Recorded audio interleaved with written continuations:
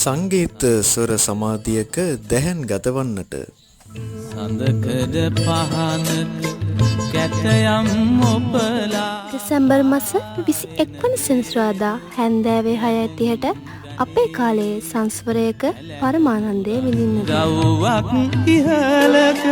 ගොනු කොට රඳවා පොපියන දෙතොලක් එහි කැන්දෝ ආචාර්ය සුනිල් එදිරිසිංහයන්ගේ සඳකඩ පහන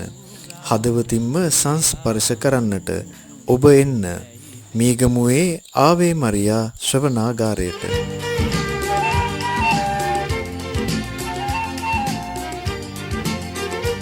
සඳකඩ පහන දෝතින් දරාගත් අපි තර්ස්ටන් විද්‍යාලීය සුබ සාධක සංගමය රැල් නගා ගලන ගංගාදියේ